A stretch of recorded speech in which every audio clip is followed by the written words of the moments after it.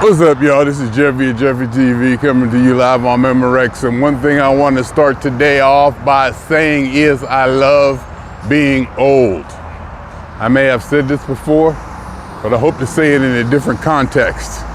And along those lines, I also realize that I will tell stories over and over. Certain things or certain experiences that I had that may or may not stand out in my mind, I will tell the story over again like it's brand new, but mixed with other stories to kind of correlate with it. So it kind of builds. Like I'll go back and tell a story that I'm sure that if you've listened to me talk before, you've heard it before. You say, oh, yeah, we know that about him. Oh, yeah, that part, yeah. We get it. We get it, but yeah, we remember that. I'm gonna try to not do that as much as I can, or minimize that.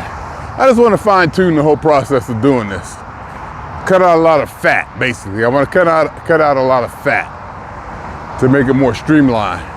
Because more and more, I'm starting to look to actually doing editing and really fine tuning these podcasts or my talks to get maximum impact and a lot less fat. And I'll have long form ones out there, you know, with the frivolity and, you know, lighthearted and playfulness and, you know, unstructured streams of consciousness. They kind of go all over the place. But then I want to have segments where I want people to cut them on and go, bam, get hit with what exactly that I want to, you know, get out there. But today I wanted to cut it on and talk about how experience, getting old and learning from experience, to me is like a powerful tool. I don't want to say weapon, even though I probably easily could. It's more like a powerful tool to have going through life or going forward through life, where you can almost anticipate what's gonna happen. Basically, yesterday, I get off work, I leave the valley, I go to Westwood, pick up my niece at UCLA. We head out to this undisclosed location. And while I'm going out there, I'm feeling my nasals start to do stuff.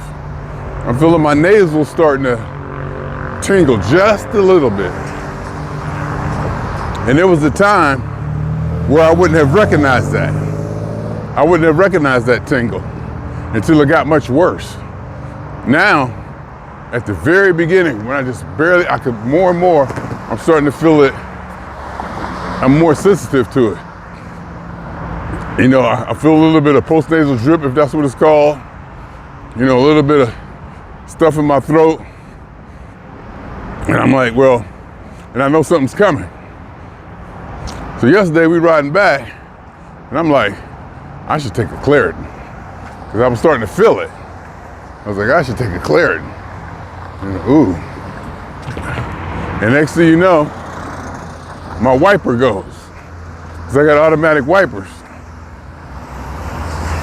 Whenever it gets wet or whatever, you know, they'll cut on. And I was like, yep, see that? I told you. And then I was like, it didn't cut on again. And it didn't look like it was any rain out there or any drizzle or anything. So I figured it just might have been somebody's, you know, wiper fluid. Because you know, wiper fluid these days be shooting all over the place. Wiper fluid be like shooting all over people's car. It'd be like at the Bellagio fountains. So, you know, we kept going. You know, I was like, okay, yeah, whatever. And you know, I checked the weather like I always do. No rain in sight. You know, precipitation, I check it. This morning, I wake up, feeling a little bit of nasal stuff, thinking, hey, maybe I should eat a couple crackers and swallow a couple Sudafed. And I still might do that when I get back after I ate breakfast. Because I was feeling something, but it wasn't bad. You know, it's not bad, But I've learned that when you feel it this way, start now. Get on it now. Get that Sudafed in there now, not the cheap Sudafed, the real Sudafed. Get some in there now. And so I get up, I get dressed, and I go downstairs, do this, do that. Then right when I'm walking out the door, open up the curtains, patio soaking wet. I was like, it rained?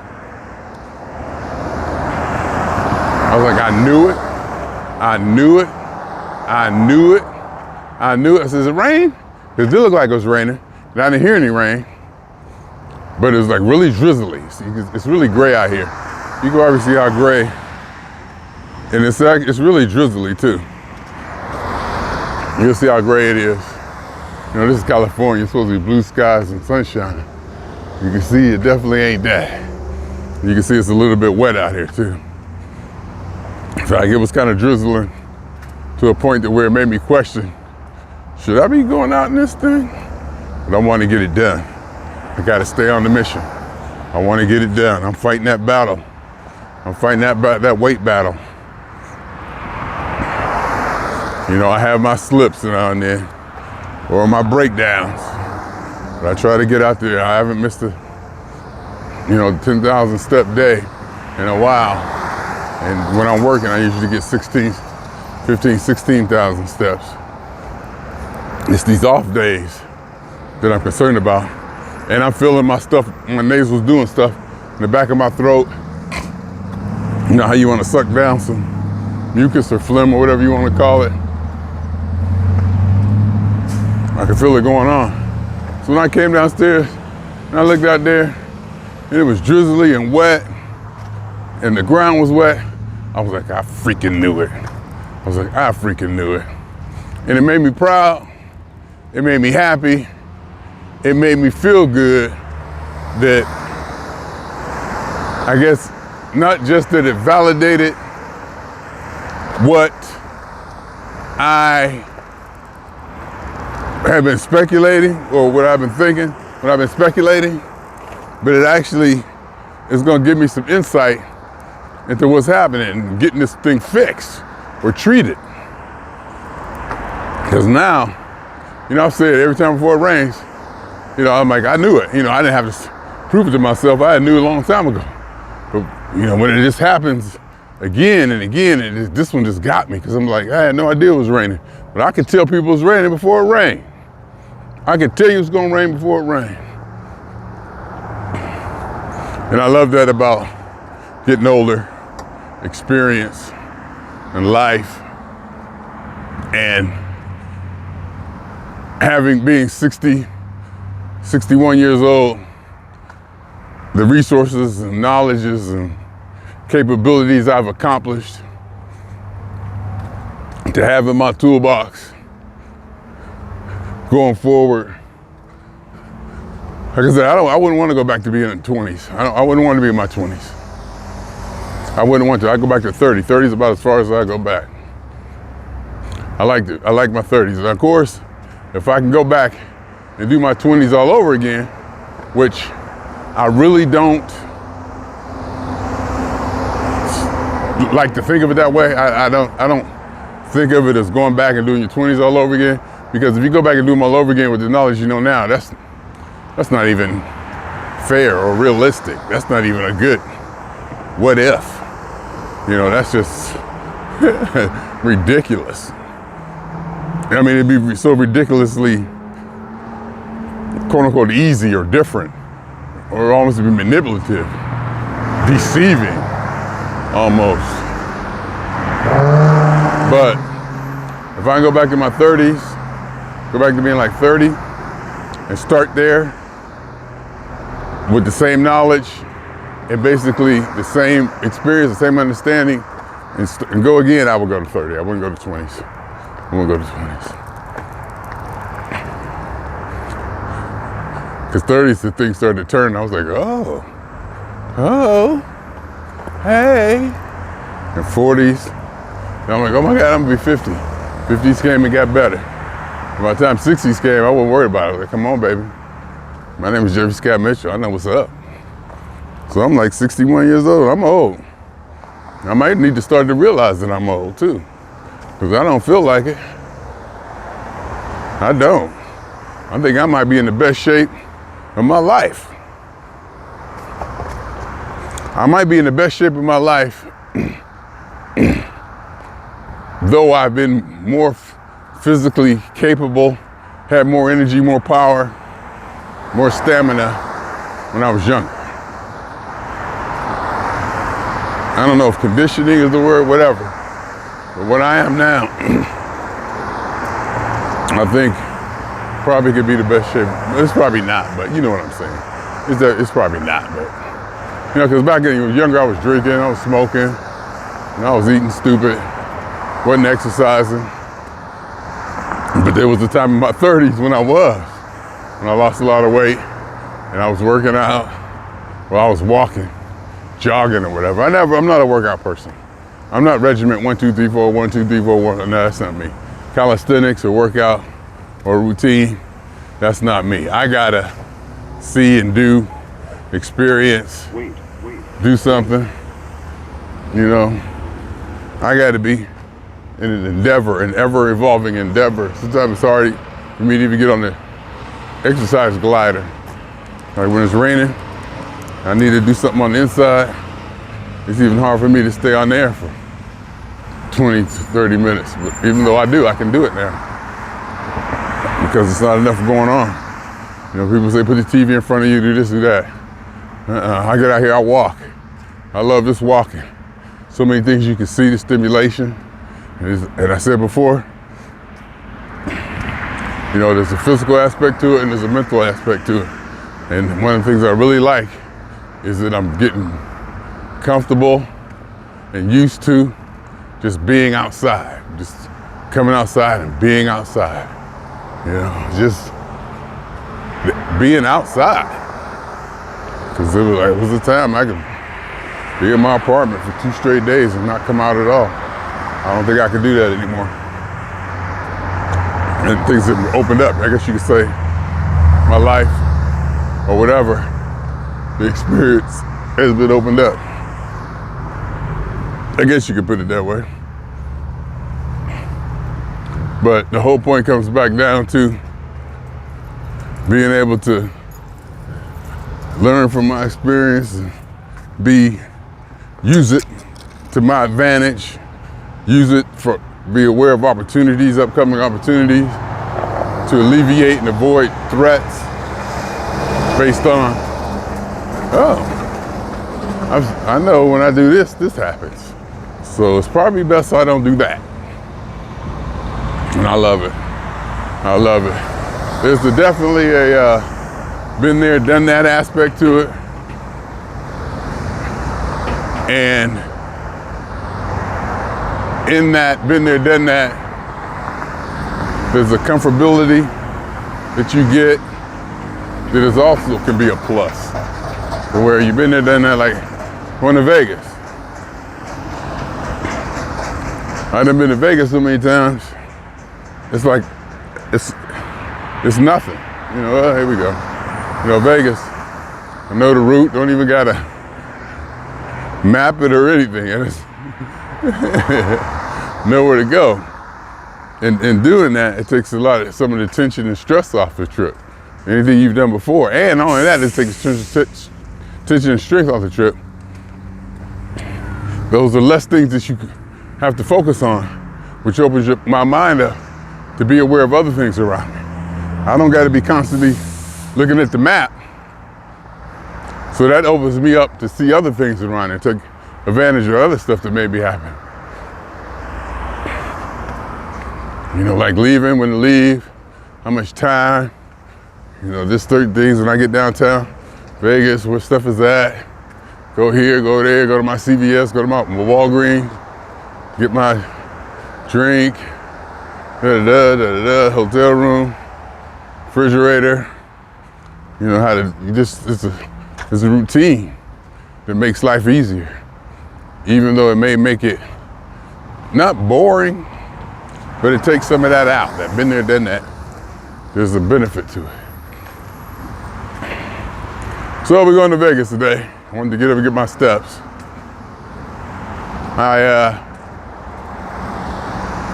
had sort of a breakdown last night. It was 3 cookies up in there. I think cookies from where? I forget where I got them cookies from. Oh, where'd I get it from? I think I got it from a buffet or something, because it was in a bag. I remember that bag. I got them from somewhere. I went and I brought them over there and I left them. They've been in there for maybe a couple months or so. I got them from someplace. I had been in New York, it was somewhere they was giving out, it was cookies for free, and I took a bunch. And they was in there, it was all hard, it was good. My Kool-Aid, laying in the bed, it was good. These people run you over, gotta watch out. Whoa. People's crazy. Gotta watch out around here. You'll get ran over if you ain't careful. So you gotta stay on guard. You gotta stay on point. You gotta be aware. Head on the swivel. Head on the swivel.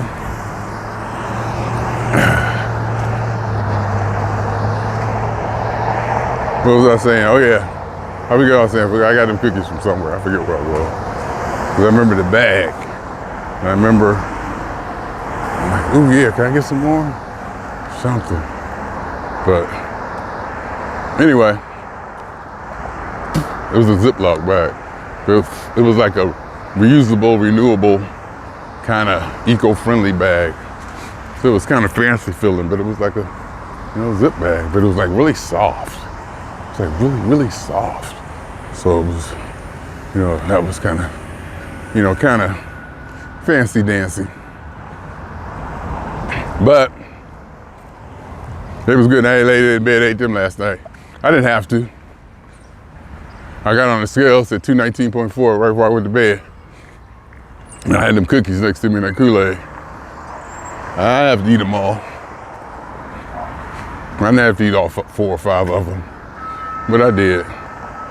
And I got to start to, and not even start.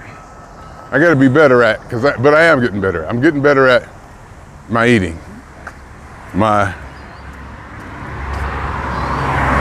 habit eating, or my reflex eating. I'm definitely getting better. I'm definitely making strides to that.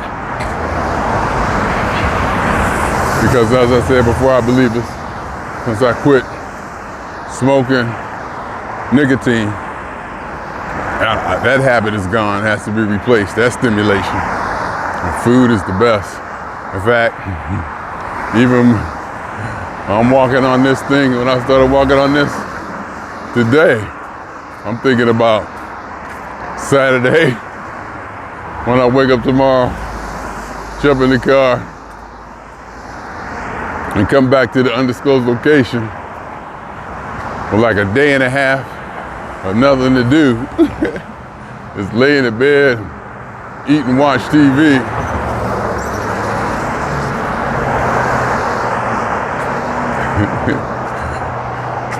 Life is simple. Well, life is simple when you're 60. Life is simple once you have the experience of life. Life is simpler. Let's not, let's not belittle life. Life will teach you a lesson. Life will teach you a lesson to let you know who's in charge. Some people say it's God. Some people say it's the universe. Some people believe it's a higher energy. It's a this or that. I don't see any reason why there has to be a higher energy. I don't see any reason why there has to be a guiding force. I don't see why there's any reason there has to be a creator. And even if there was a creator, I don't see any reasoning behind the fact that, I don't see any reasoning that it has to be in control of us, or we owe any debt, or we should fear it. It's not the way the nature I see works. It's not the way the nature I see works. I don't think there's any animal or creature that creates something to dominate it. And I just don't think that's the way nature is wired. And I think there are nature or natural laws that are consistent throughout what we may understand as the universe. But I believe there are different physics. The way our universe is based on atoms and electrons and protons, the fundamental physics of how this works, I believe it's going to be different universes, or I will call them universes because more than likely you're not going to be able to interact with them because the physics are just so different. It's like there'd be no communication. There's no exchange of any energy or data or anything between the two. But then again, there could be. There definitely could be. There has to be something. Even if universes bump up against each other or interact or something, there should be some kind of, not resonance, but some kind of something. I can't think of the word right now. From one universe to the other, still some kind of reaction or interaction or whatever, even if they're on two different levels of physical properties. Anyhow, my name is Jeffery Scott Mitchell. Swinging on y'all 2 times. For me, the phone. And for every elementary particle that has ever existed, and any atom in this or any universe that ever was, is, or will be. Totality of it all. Theory of universe. Hypothesis of all as one. Yeah. Oh yeah.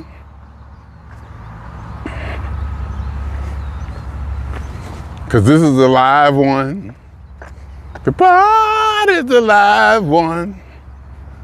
What song is that? Body Jacking. Body Jacking. Checking my back. Like chiropractors cracking back. This is a live one. My name is Jeffery.